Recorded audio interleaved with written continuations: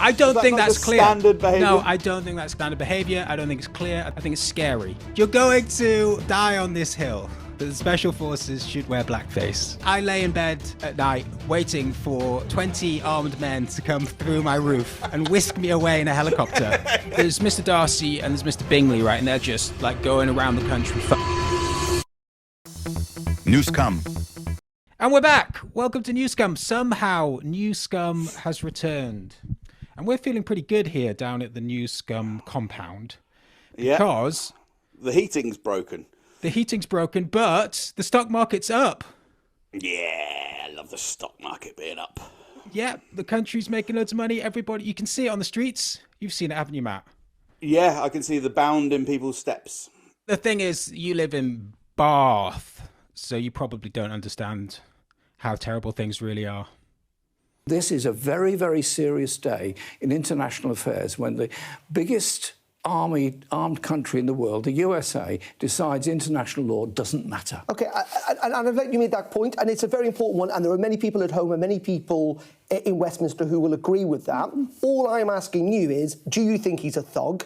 Newscum. Newscum. Newscum. News scum. You know Jane Austen hated Bath. Bath. Yes. Well, we don't talk about that here. Yeah, but we just say that she was here and she. You go that's to all. You go to Bath and everything's like, oh, the home of Jane Austen, all this Jane Austen shit. She fucking hated home, the despised holiday home. I know she did. Oh, I don't know. I think she lived there because she was forced to live there through poverty, basically. She never got married. She didn't have any money. She didn't get any stocks. She didn't get any. Well, there wasn't the boom that we're in right now. Nah. They're in the Napoleonic Wars. Yeah, well, they could have made a tidy penny out of that if they'd just played their cards. Well, the right people were. Have you ever read any of Jane Austen's stuff? No. Why anything about it? It's widely misunderstood. I'm quite a big fan of Jane Austen. Is it good? It's great stuff, yeah. But a lot of people think it's really romantic, but actually the books are really, really tragic. She never got married, right? She stuck to her guns. But all the characters in the books, it's all about people giving in to the horrible society in which they live. Carry on. I'm really interested in this because I've never heard anyone actually talk about it. Do you want me to tell you? Yeah, tell you an argument. Give me which of the. No, it's not an argument. I just want to. I just want to know which of the best. Do you want to hear my bullshit argument? No, I can well believe that she's really, really good, but I'm just whenever I've seen bits of it on the films and stuff, I'm a bit like, okay. Well, the films all portray them as romantic stories. That's but they're actually they're sort of like Russian tragedies. Really, they're really, really brutal. Do you want to hear why? Yeah, no, I do. Yeah. So, Pride and Prejudice, right? Yep. So you know the character Mr. Darcy. Yes. So Mr. Darcy is just a complete piece of shit, right? That's the whole point of the character. Right? And throughout the book, the main character, Elizabeth Bennet, she's got loads of sisters, and I can't remember exactly why, but basically they're all right for money, but they're increasingly not going to be in the future. Right. They don't have any income or something. And they're all daughters.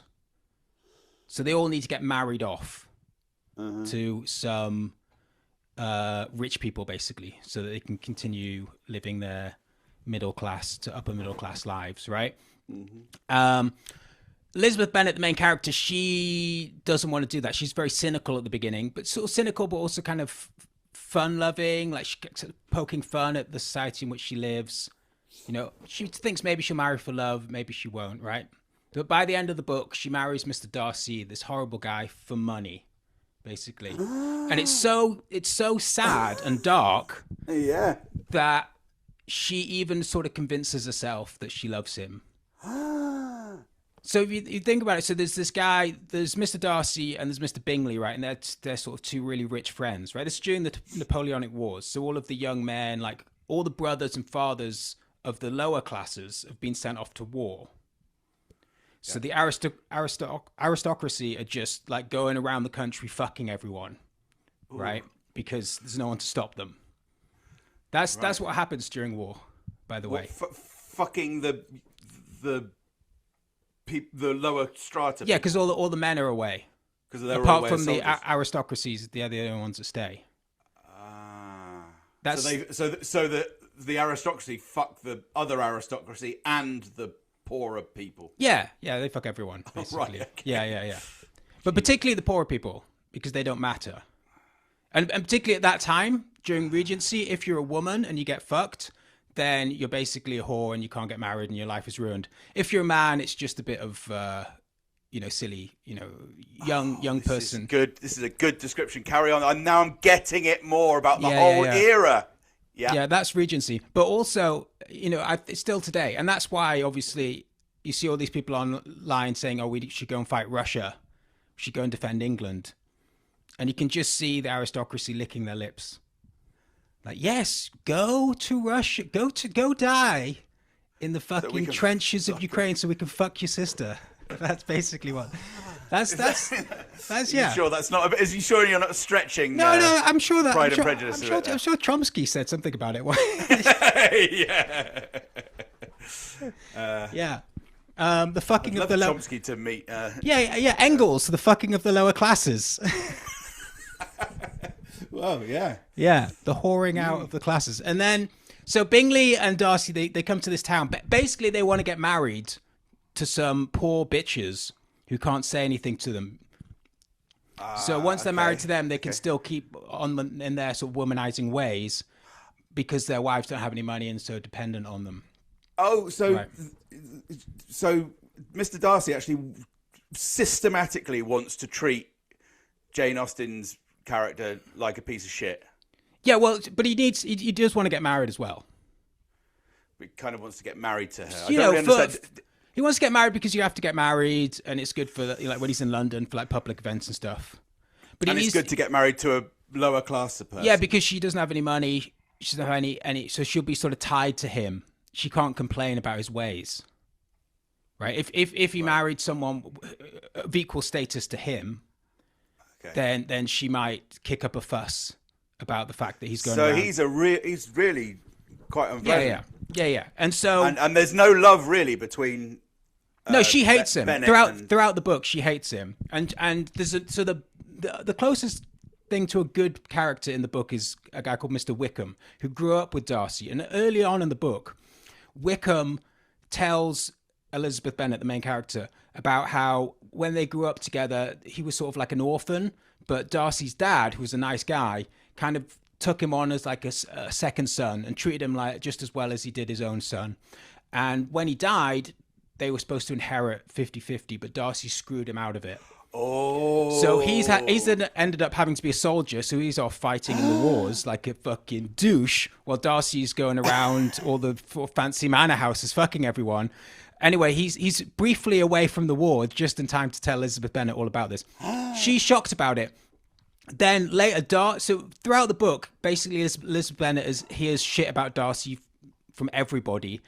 And then Darcy would come back every so often with very, very unbelievable explanations for why actually it's the other way around and he's the good guy.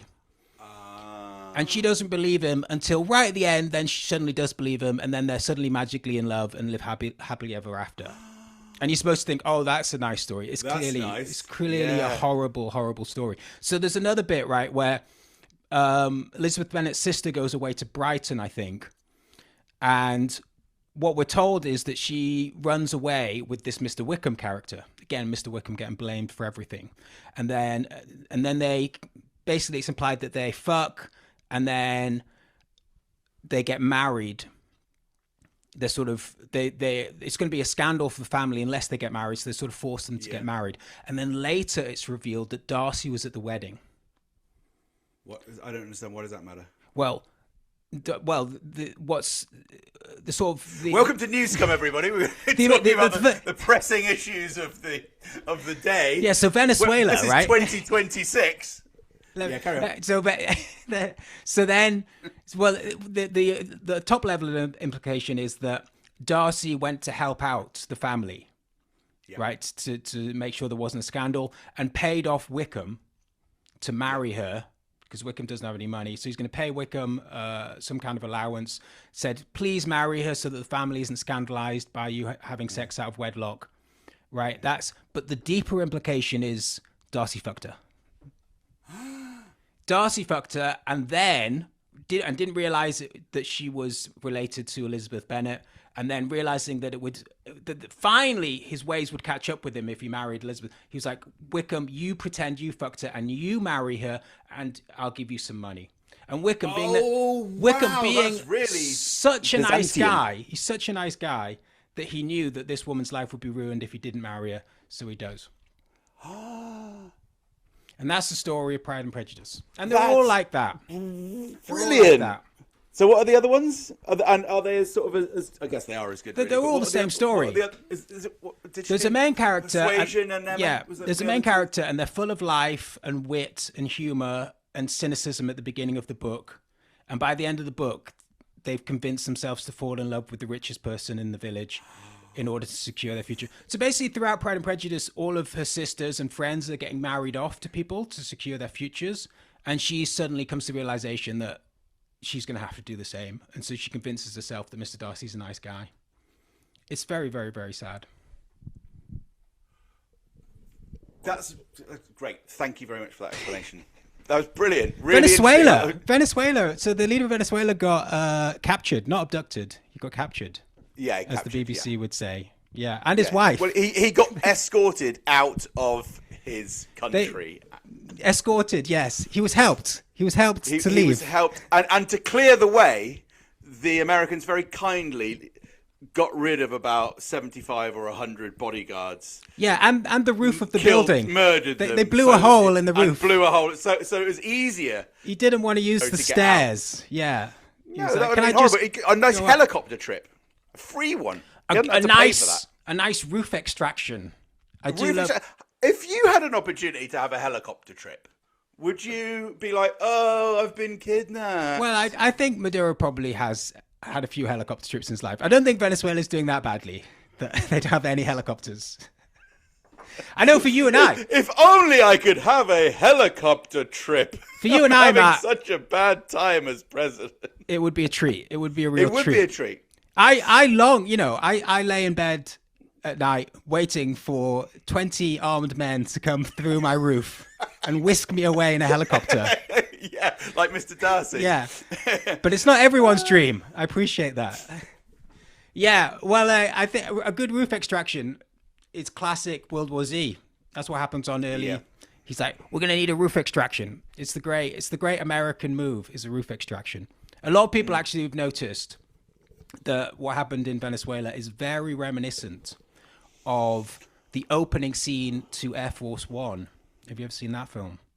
I've seen it about 50 times. Yes. Okay, so you know what I'm talking about, right? It was literally on 3 nights ago as well. Well, yeah, I'm glad. They know that this is the right time to show it.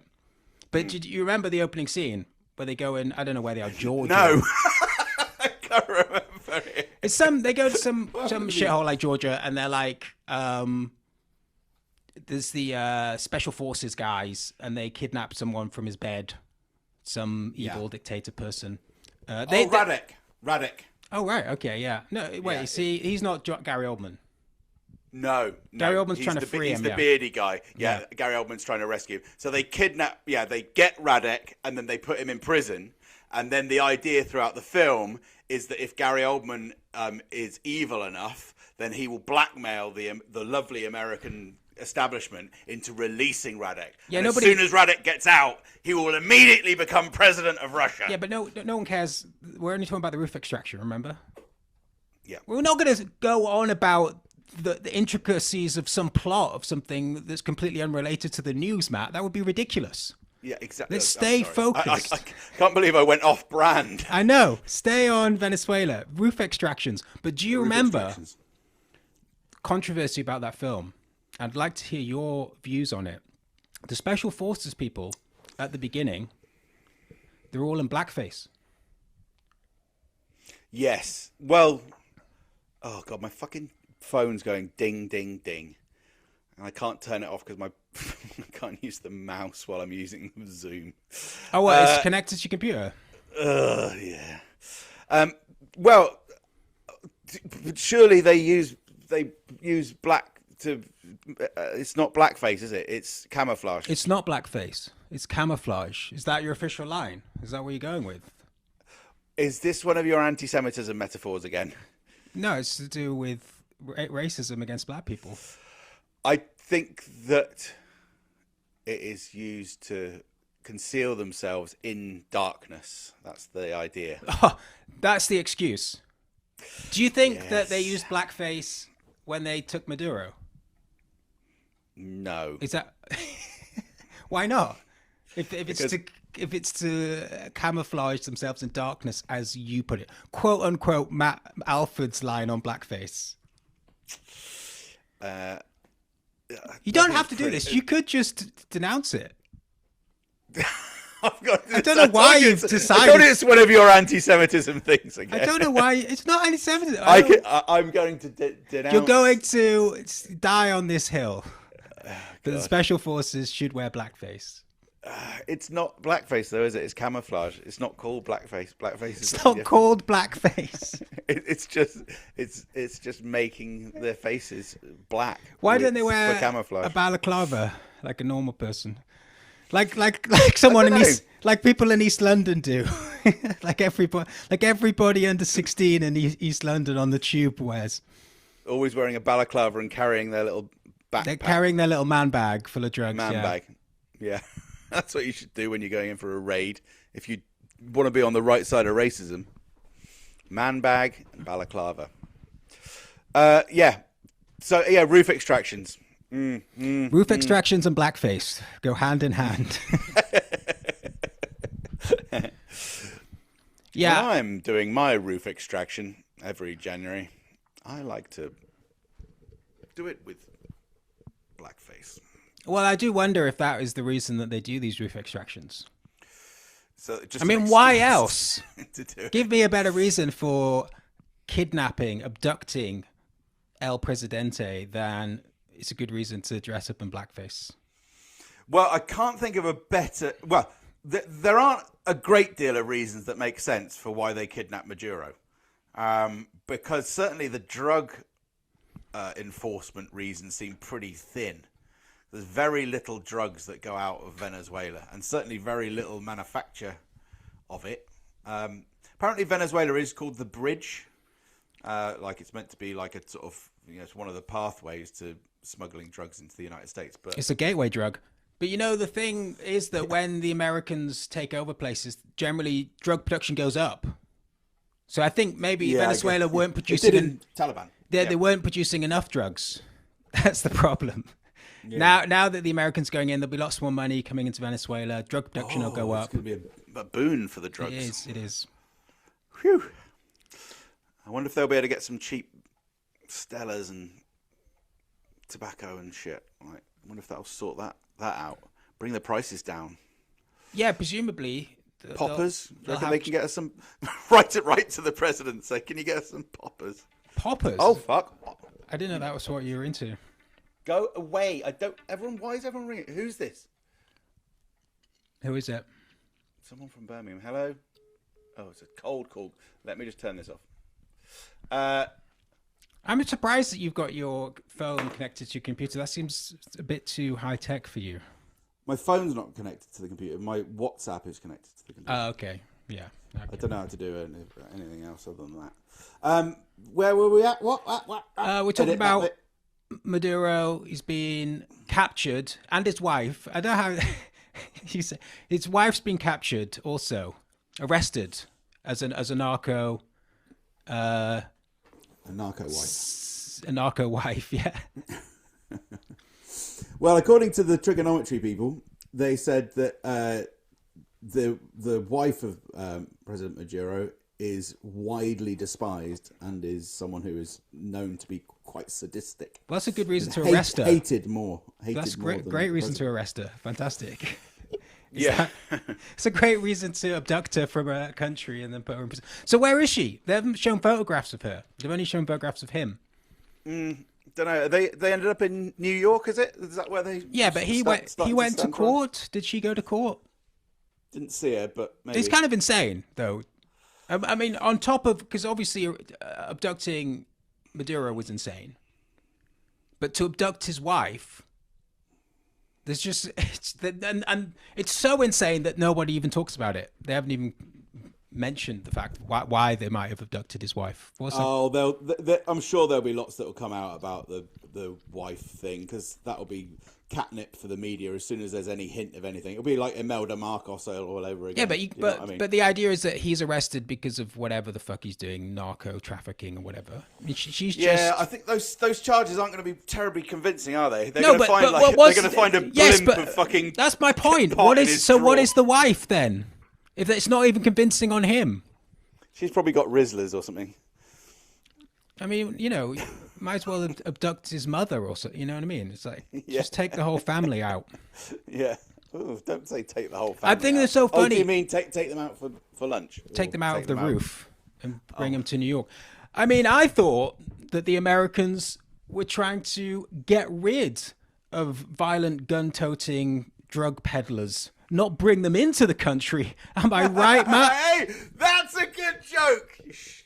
You clip that. Well, I would have before you're overly excited about it. Yeah, it was good though.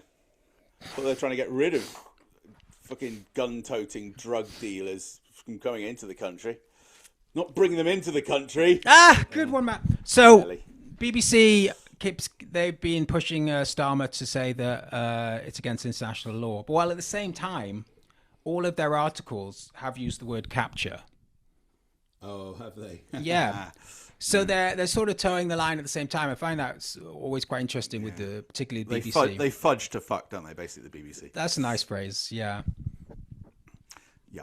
They make it about balance, don't they? And that kind of pisses everyone off on both the left and the right. And they say, well, it's balance. And actually, I kind of understand the BBC like that. That's not balance. It's not balance. It's fudge. But fudge is at least better than flying off to the left or flying off to the right, as the national broadcast. I think I completely disagree. But it's with still that. a fudge. I completely disagree with that, because it's not a fudge. It's misrepresenting what's happening. It's taking the American the Trump administration's line on what is happening and using the rhetoric of that to describe supposedly objectively what's happened. So it's not a fudge, is it? Allow me to clarify. I completely agree with you on many of the specific things. I mean, and on blackface. As a whole, with the BBC, I'm saying I think that might be a fair way to characterise what they do as a whole is a fudge. Yeah. But not for this particular thing. It is misrepresenting it. But it's interesting to hear a lot of like American commentators and stuff, particularly sort of centrist on the left, Democrat, whatever. It's like really unhappy with what Trump's doing. And then you've got a Labour Party in power in the UK, and Starmer flat out refusing to criticise it. Yeah.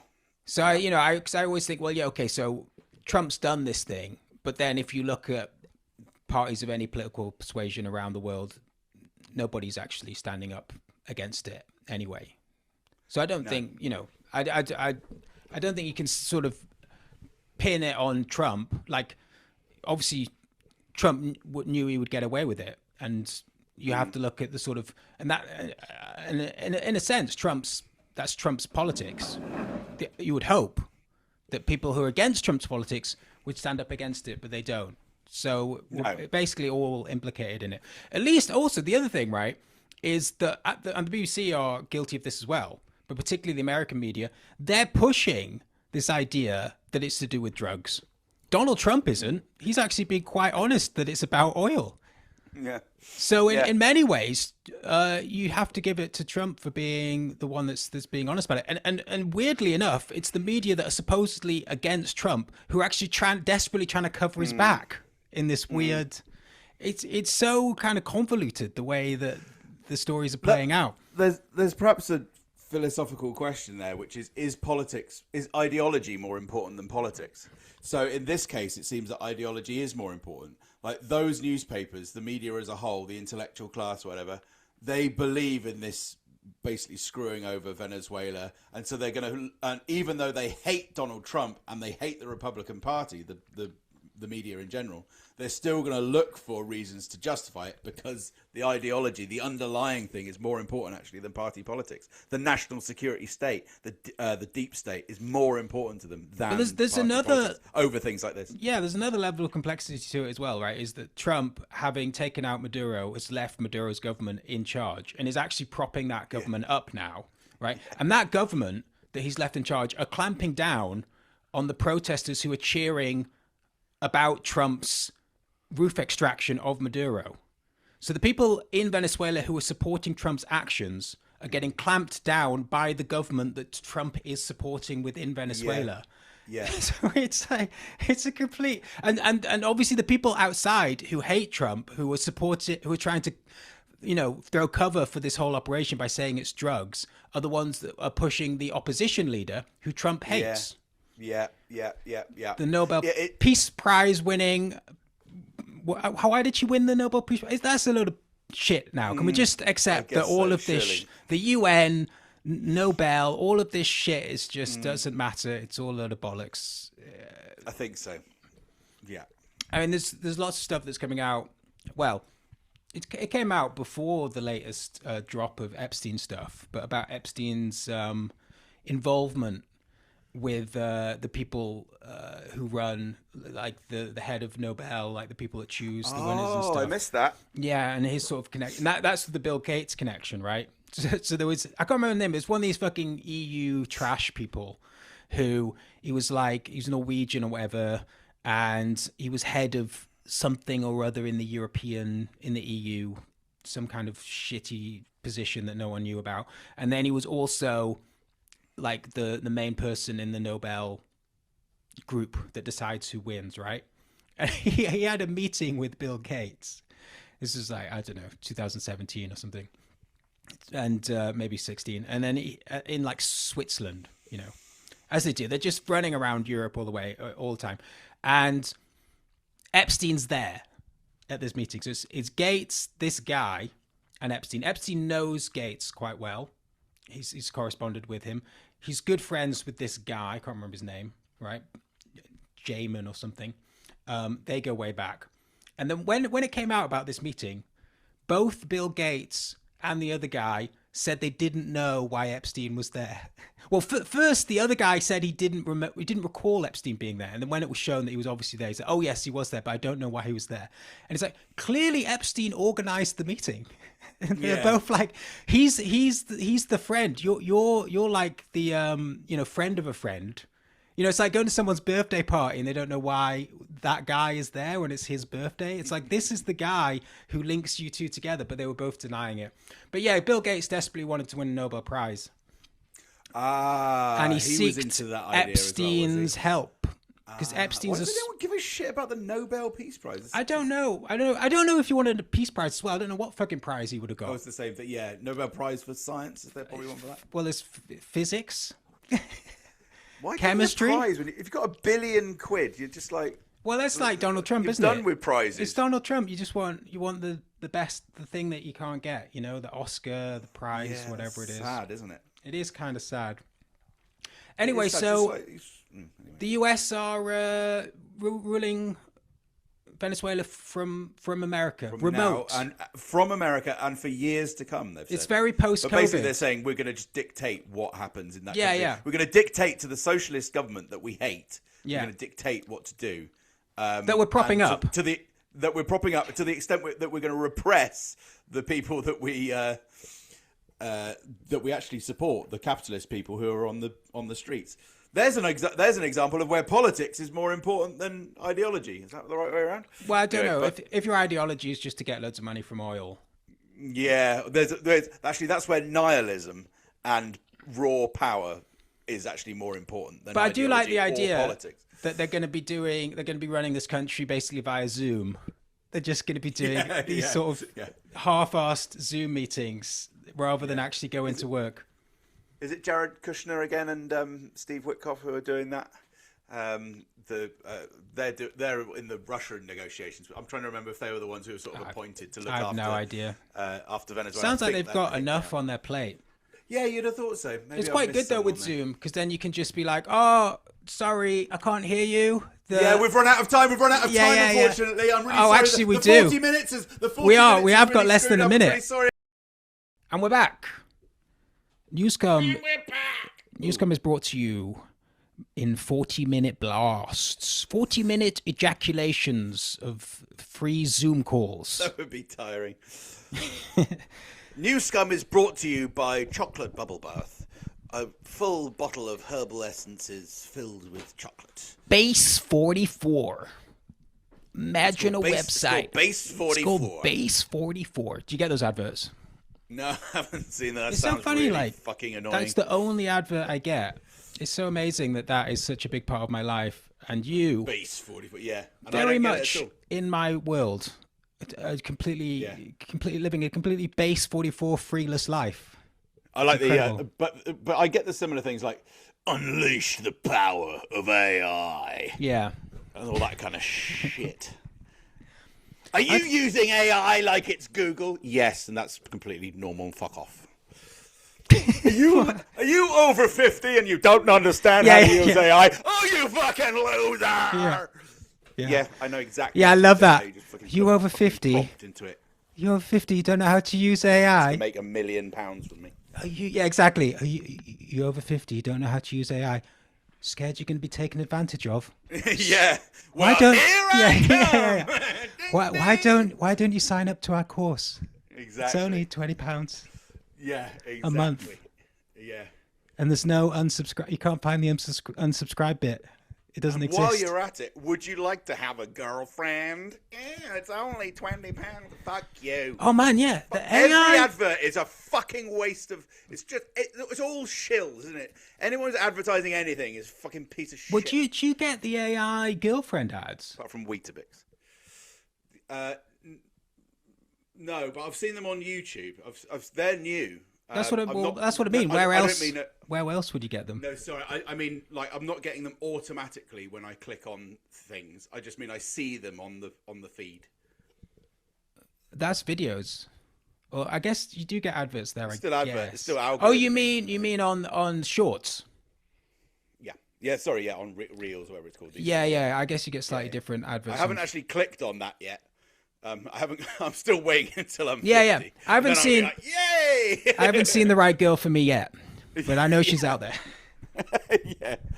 I'm like, keep creating more data centers. The girl is not correct enough. She's not perfect enough yet. I need more power. Yeah, no, that's really. I don't really understand that. What happens when you get the? Because then like. Do you have to sort of program it to do things?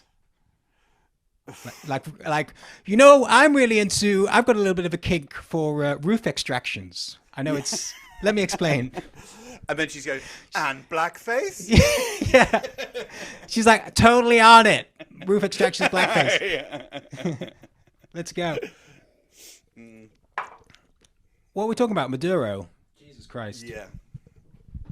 I noticed they gave him a bottle of plastic bottle of water. Did you see that photo? Yeah. Well, it made him look like I made a little meme of it, didn't I? Because it made it look like he was in a nightclub. He did look like he was with his it did look steampunk glasses classic 1990s rave, like the peak of civilization moment. But I was thinking, plastic water bottle. Really? I mean, say what you want about Delta Force, but think about the environment. Say what you want about Delta Force and their love of blackface. That's one thing. But come on, guys.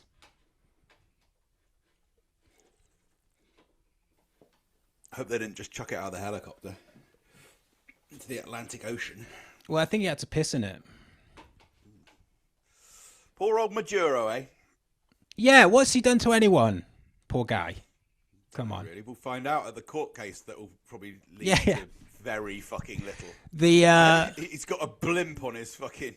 The totally fair and transparent court case about Maduro in New York. Yeah, that's going to go well. But I mean, you think about it. How Starmer can't really complain, right? Because America's just shown what they do to leaders of countries that stand up against them. It's like American Delta Force have blown a hole in the roof of the presidential palace in Venezuela in the middle of the night and abducted the president. What do you, Prime Minister of the UK, think about that? I think that was good. Well done. Yeah. I'm not worried about that. That sounds like a great thing to do. Given that you are already less popular than President Maduro, and also given that if you remember about a year ago, Elon Musk, I know he's not in government now, but he said we need a revolution in Britain. He did, yeah. He wanted to take out the. I know, and he did have some like weird official role in the administration. Maybe not quite then, but he just come off the back of that, right? He's quite incredible, just giving shit out like that.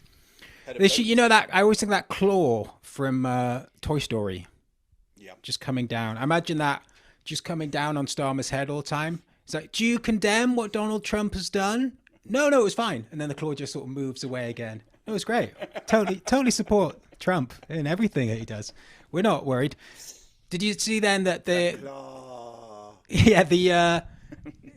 us, the Brits, the good old Brits, the English, we helped the Americans take that Iranian/Venezuelan/Russian boat. Yes, I didn't really understand which country was in charge of that.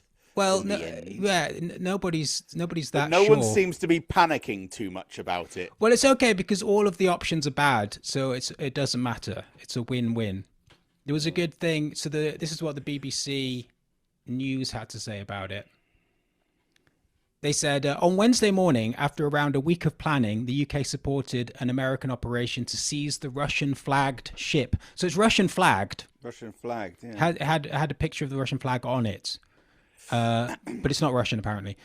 There were 3 strands to Britain's support, allowing air bases in the UK to be used prior to and after the operation, providing a support vessel known as RFA Tide Force to help the American forces, and planes from the Royal Air Force providing what has been described as surveillance support, quote unquote. So, yes, Britain allowed, even though the US have bases in the UK and it's US technology is basically all of UK intelligence runs on US infrastructure, and we're basically just a sort of proxy state. But we allowed them. We decided that this was the right thing to do. They asked nicely. The British contribution to the operation was... Yeah. Make yourself at home, please. This is what we have. Help yourself. Do come in. Would you like a cup of tea? Would you make yourself one? I'm just gonna. I'll take a back seat.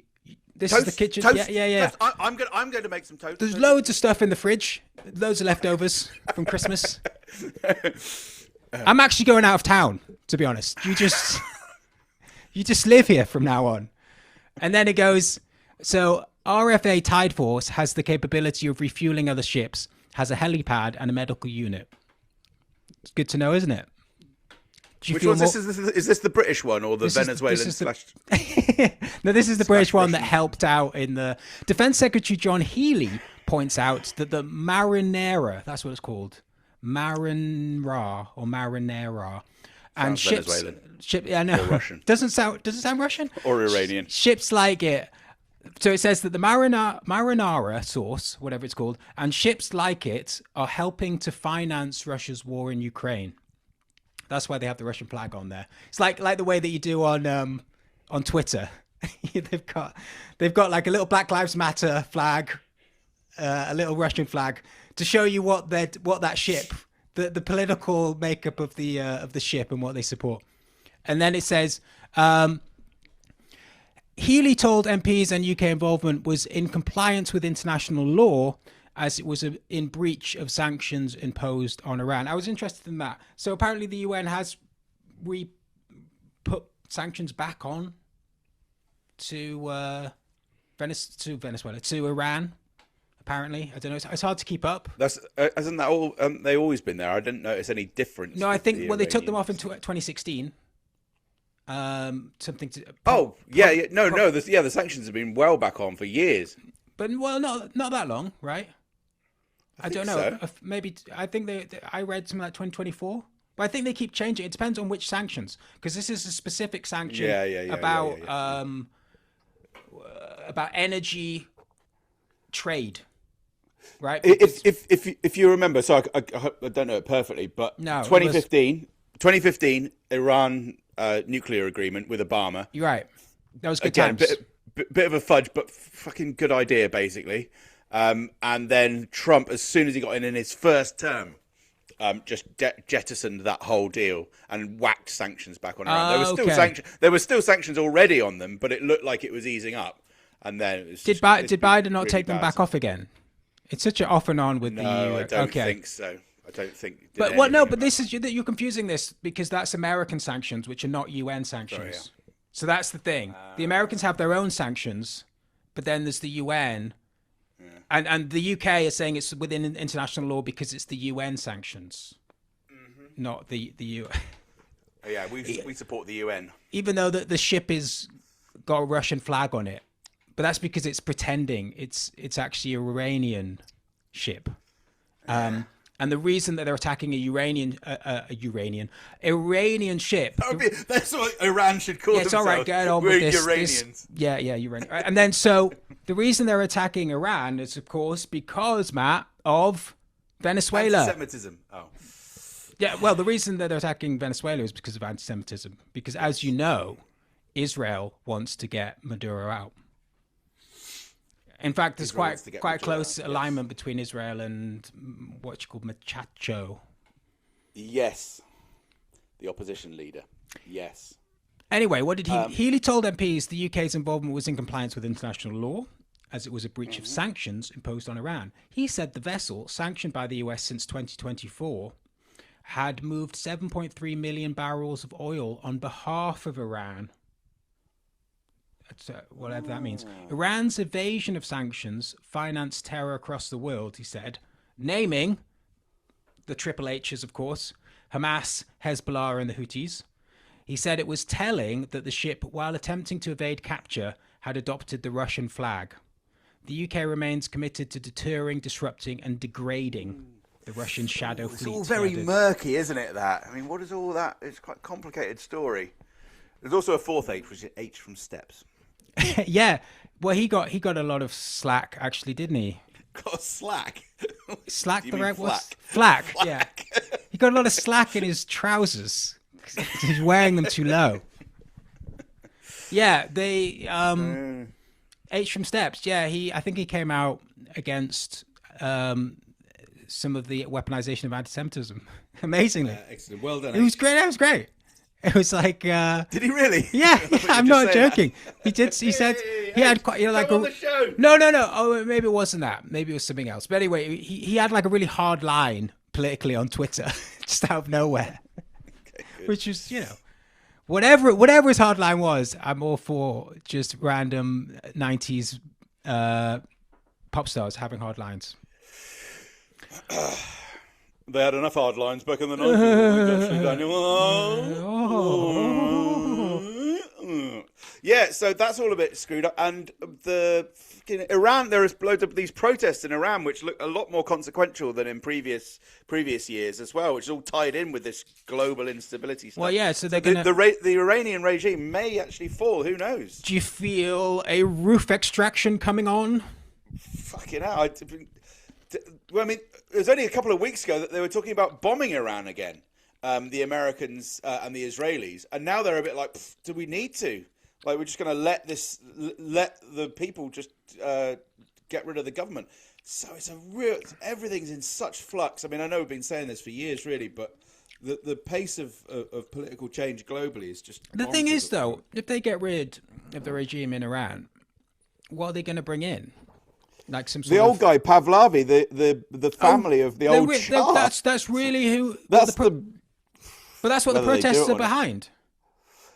They've been chanting his name, his family name, and the Americans are obviously behind that idea. And the Pahlavi's son looks like quite a reasonable leader who's done some nice speeches. So it's conceivable, but I'm sure that he would be installed against the wishes of God knows how much of the population, half, whatever. Well, that's what I mean. It's a little bit like with Venezuela, the same thing where the side that supports military action is always a little bit like, oh well, opinion polls have said that this government's only really got like 20 or 30% or whatever of the support. It's like, well, is that really accurate? Starmer would fucking kill for that level of support. And I'm sure, literally, he is killing. And killing Ukrainian rent boys to shut them up. But I suspect that the actual population is not as on side as with the idea of having their country invaded, even if only in sort of pinprick strikes. Yes, but this would be avoiding invasion. Yes, but this would be avoiding invasion, wouldn't it? It would be avoiding invasion. So that's the thing. If someone did come in, kidnap Keir Starmer, if the Americans came in, kidnap Keir Starmer, then what would our country react like? Particularly, say, if the government had done an incredibly bad job and we were all impoverished. Starmer is a really interesting argument there, because I think uniquely people would be happy, but I don't think they would, because you've got to remember that what happens if they've also killed 50 or 100 people in Downing Street? Yeah, but military aids, SAS. They're woke whilst they've done it. They're woke, Matt. What, the SAS? Yeah, the ones in Downing Street protecting Prime Minister. So I think you'll find that. Yeah, generally I agree with you, but I think Starmer is an exception. Generally, if people come in and from a foreign country, kill some of your soldiers and abduct your prime minister or president, whatever, people are pissed off. Just probably give them a hotel in fucking Dover. In this one case, you're wrong. Yeah. I think people would actually be really happy to see Starmer taken out. I don't know. Maybe they should do a poll. Maybe it should be an item on Question Time. Because the thing is you've got to get it in. We don't really know, because it's something that's not come up. It's all about the Overton window and what's on the table, and we need to get this in the public conversation. Yeah, imagine if the Americans shot Starmer in the face. How would you feel? We should do that on. We should just go around Leicester Square on Vox Pop. Yeah, imagine if some of the blood splattered onto the camera. How would you feel about that? It would be good, wouldn't it? Oh yeah, we'd also sort of prompt them for the right response. You'd like that, wouldn't you? Wouldn't you, sir? You would enjoy that, wouldn't you, sir? Yeah, I don't know. I think it's an interesting one. You could certainly think about it. But in terms of Iran, how popular? There's these big protests. There's obviously some people are very passionate about overthrowing the regime, but you don't think it's the majority? I would have thought that in both Venezuela and Iran, it would still be a minority of the. You would think then that there would be, if there was any kind of issue, any likelihood of something happening, that people would come out on the streets in big numbers to support the government. Yeah. To support the government. Well, if the majority of people don't want it to happen. I guess they might be more reliant on the security services, though, is the thing. That there's always the silent majority, isn't there, that want, basically kind of what the establishment want, or what the state. Yeah, but the thing with Venezuela was it was a real surprise, and I don't know. Again, it's so hard to believe what people are saying about it, but there have been pro Maduro protests since, but they haven't been huge in the way that they were under Chavez when similar issues. Obviously they didn't actually get Chavez, but I wonder. Yeah, I don't know. I would have thought. I don't know enough about history, sadly. I only know about Jane Austen, really, and the Regency period interests me a lot. That's quite a lot of history though there. That was good. But yes, I would have thought in these sort of instances the population comes out when it looks like there is. Unless you do it surprisingly like they did with Venezuela. But then you would thought, as I said, there would be a reaction afterwards.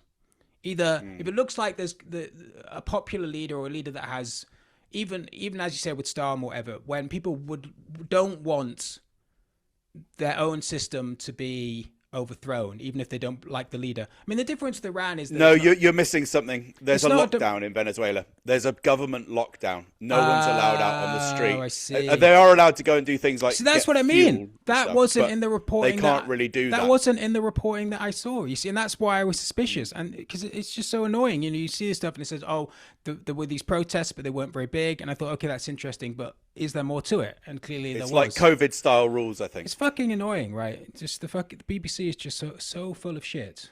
It's just unbelievable. But yeah, I mean, the difference is with Iran. I like you, BBC. Iran and well, they didn't mention the lockdown. Okay, yeah. That's what I'm saying. Do you still like the BBC? Well, I listen to Radio 4 all the time.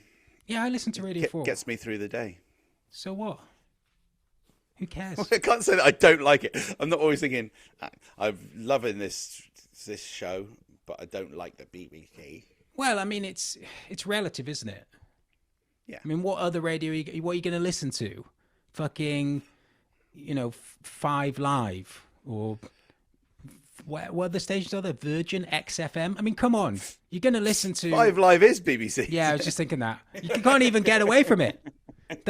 It's like that Russian ship. You think you're listening to something else. Yeah. We should.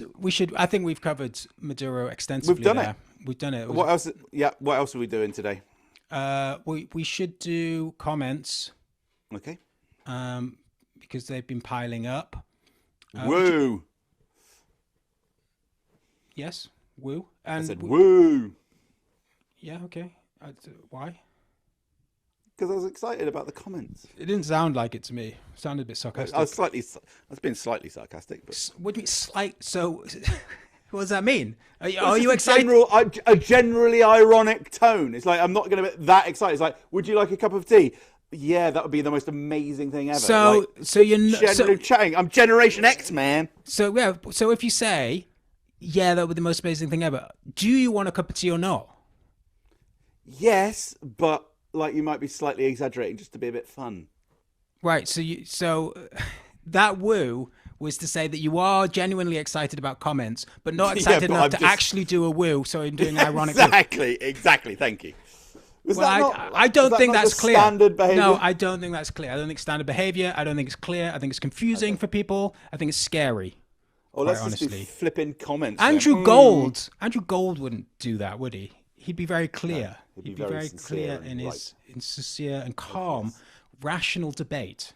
I think it's a very important time to study the comments. Yeah, rational, calm debate with Andrew Gold about what 0.1% of your DNA makes you English. That's an important debate to have.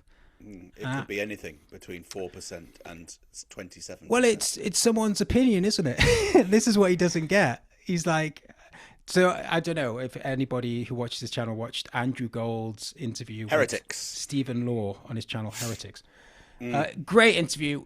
I recommend everybody go and watch. Interesting. Yes. Yeah, it's fucking great. Like, you get all this just so fucking annoying debate bro type stuff, and Andrew Gold does a lot of this kind of stuff. But every once in a while, there's just the two minds come together, and it's just a fascinating, hilarious debate between Andrew Gold, someone who would like to sort of have mass deportations, mainly of Muslims, but generally of immigrants. I mean, his position is very confusing because it's all about like, oh, too many people have been let in the country over the last few years.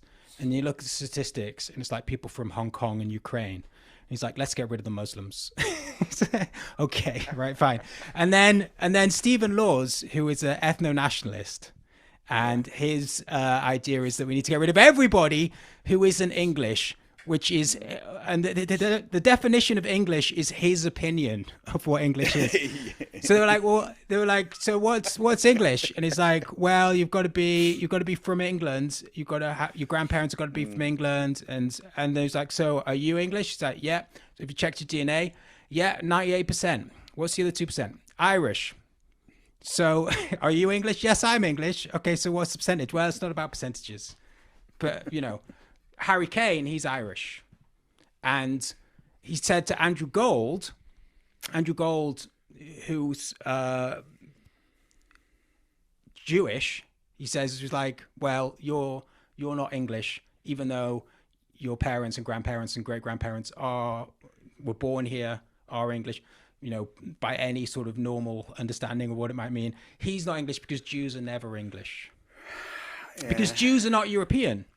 Except the other problem is that he's Ashkenazi Jew. And Ashkenazi Jews are European. They're not even Jewish. That's the thing that people don't... That's the big thing that you're not allowed to say about Jews, is that the majority of Jews that are in the West are not actually Jewish. They're people from what is now Ukraine who converted to Judaism a couple of hundred years ago. That's why they don't look like they're from the fucking Middle East. It's like they're white people. It's like, yeah, we're from...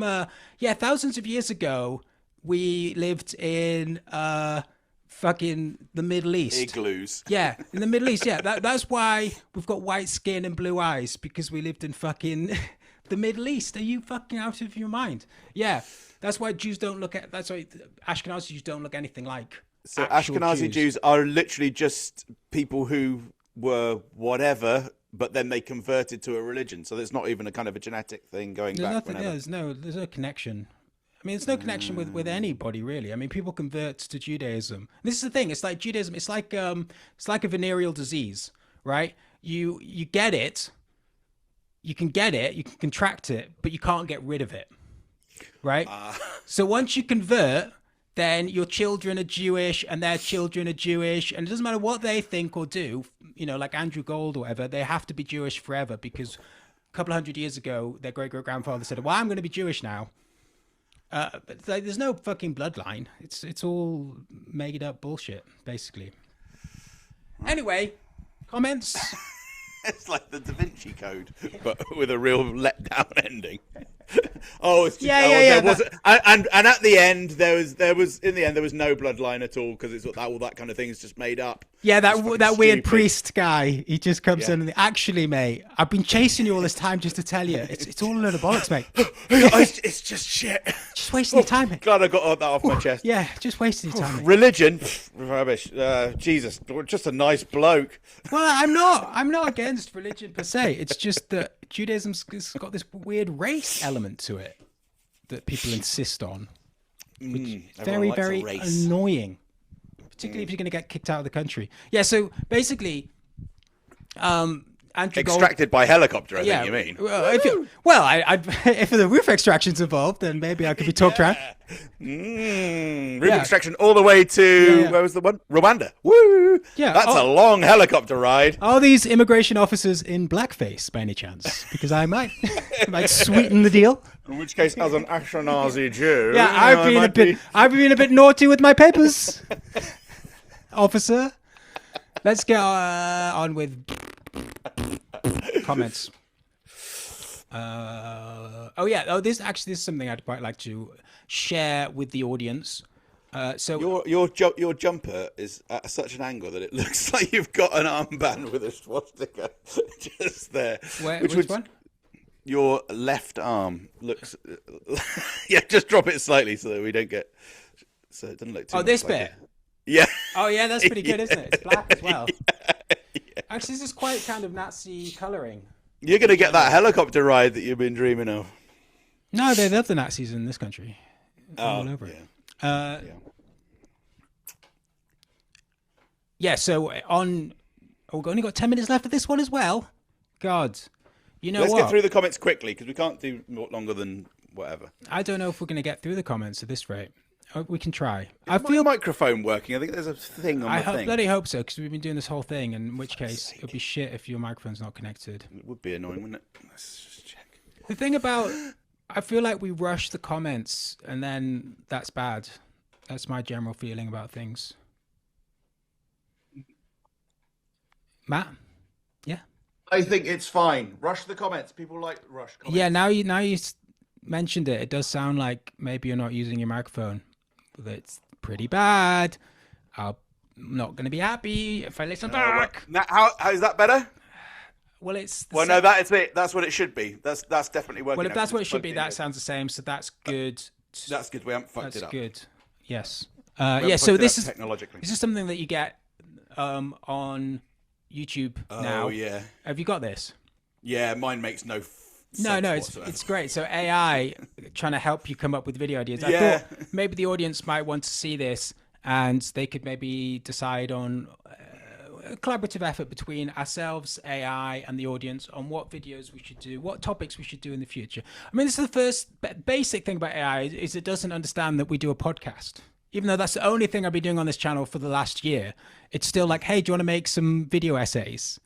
And then it comes up with ideas, and you just think, how fucking stupid can you be? Well, maybe it's cleverer than you think. Maybe it's like, Daniel. Yeah, exactly. Love Newscum, but do you remember when you did those video essays? Do you remember those videos? Went It's quite actually well. popular. Yeah, people actually liked. Why don't you get back to that, you fucking idiot? So this is what it's given me with these incredible, beautiful thumbnails. The independent. So it comes basically. You go on inspiration on the back end of YouTube, and it comes up with ideas for videos. Presumably, then you could feed that into ChatGPT that would give you a script, and then you could feed that into some sort of video AI video thing that could make the video, and then you just put that out, and that's AI slop, right? Yeah. As opposed to this is real slop. This is old school slop of the highest order. So the ideas it gives me are the Independent Media Association's proposition. What's their deal? Doesn't make any sense. I don't know what the fuck that means. Deconstructing digital echo chambers. Are we losing the art of disagreement? Oh, that sounds like a brilliant Andrew Gold. We're not losing the art of disagreement. Everyone's disagreeing with everyone all the time. Fuck off. That's a stupid idea. No, I think Andrew Gold could go with that one. Starmer's tedious charisma. Starmer's tedious charisma is a great, and then it's got. That is quite good. Why? Well, it's also a good band name. Why does he make all men look boring? I love that Starmer is a disgrace to his gender. Yeah. The pictures are really bad, though. I know the pictures you get on Twitter are really good. Like, this is supposed to be Starmer. It doesn't look anything like him. And I assume this is supposed to be Corbyn. The surprising resurgence of forgotten UK political figures. Is that right? Is that what it is? Oh, it does look like Corbyn, I suppose. But there hasn't really been a surprising resurgence, has there? Not really. Got anywhere. The unsurprising non-resurgence of forgotten UK political All right. figures. I've zoomed in, so maybe you can read the comments because they're a bit bigger. Shall I start? Are they bigger or not? They're as small as they ever were. Great. Do you want me to start at the bottom or the top? Bottom. Daniel Laker says, £5, hat me up. He sent us £5. He sent us £5 and you need now to send him a very shit paper hat. You mean this hat, Daniel? Yeah! This is what you're looking for. Still going. I do. People understand this is made of paper. This is cardboard. I think they do. That's easier to post. Yeah. Well, what I could do is just go. You can make one. I mean, what I could do is I could put a JPEG of the Newscum logo on something, probably on Patreon, but for free, but just on the Patreon feed. Idea. And then you can download that. And then there's loads of websites that tell you how to make a hat out of paper, Daniel. That's the £5 is going to that piece of advice. That's the £5. Dr. Rapperband, thank you for that. Dr. Rapperband says, Merry Starmer. Thank you for the £5, by the way, Daniel. If people would like to give us money, that's great. You can do that by doing that somehow. What's it called? Super thanks or something. Also, there is Patreon. I used to have quite a lot of... Back when I used to make video essays, I had quite a few patrons. Not anymore. Not anymore. Those days are over. Mary Starmer, here's some two-part jokes, especially for Matt. Ooh. Why did Keir Starmer cross the road to get to the middle? That's quite good. It's quite good, yeah. How does Starmer make... how does Starmer make tea? He boils the water and then asks Morgan McSweeney what to do next. Wow, you were so happy about that first joke. Nothing for the second one. Yeah, I think you were all laughed out. I was all laughed out. I was also slightly straining my eyes. So okay, sorry. All the energy went in from my eyes rather than from my mouth. Laugh. Jacob Ario. Get an ad blocker and watch YouTube through your browser. Thanks. Well, someone was complaining about the ads last time, so. Yeah, you could do that. So if people want to watch Newscum without adverts, they just use the Visible panty line. Yeah. Okay. Up. Next one is Ogham the Bold says, carrot made me think of purity of gold. So I asked AI to show Tricky Dicky Richard Nixon as the shining gold Oscar statue among the ruins of Gaza. The good news is it got the ruins spot on, but the shiny figurine was lamentable, apart maybe from the hairline. The hairline of Richard Nixon. Very strange use of time and AI. Design yourself a girlfriend, mate. Javid Collingson. Started listening to the Predictive History guy on your recommendation. He's got one where he tells the students he's going to explain the grand conspiracy theory of the Illuminati, Masons, Jews, etc. But it's just for fun and they shouldn't believe it. But then he ends by saying, see, this explains everything. He's right, though, it was fun. And it's plausible that nutters who believe stupid theories run everything, which is different from the theories being true. So Predictive History is that YouTube channel that I watch religiously these days with Professor Yang.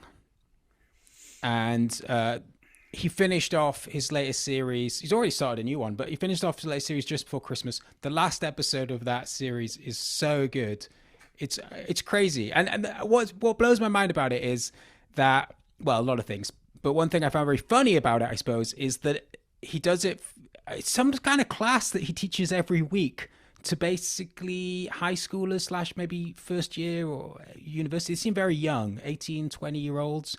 And they're Chinese. Their English, their grasp of English isn't very good. Who am I to talk about fucking Chinese? They can speak English, but this is fucking high-level, insane shit that he's spouting at them.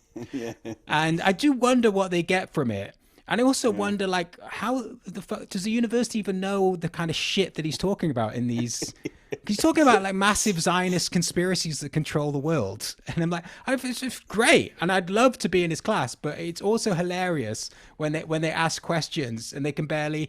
He's just made this really convoluted argument about the origins of the Jewish people and how that connects politically to control of the Middle East over the last couple of centuries. And then someone asks a question in really broken English.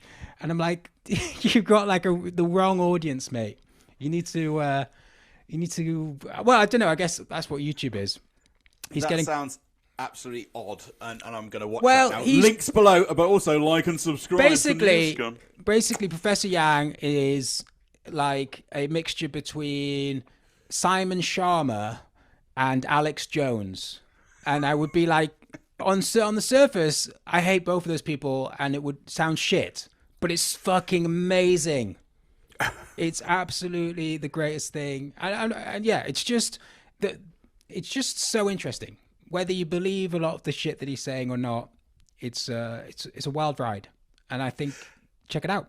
Particularly the last one. One more comment? The last one. Shit, we've got less than a minute. Below. Sorry, we've got about 10 seconds. Let's do the last one. There won't be any links below. Okay. Javid Collinson says, a British film is usually a film about James Bond starring Hugh Grant. However, there is little known second type of film.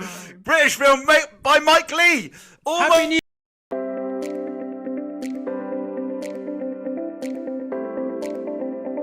Preparing takes a great deal of preparation to start Newscum. We have to research the stories, which can involve reading things, but I don't really do that. I have to make myself a cup of coffee.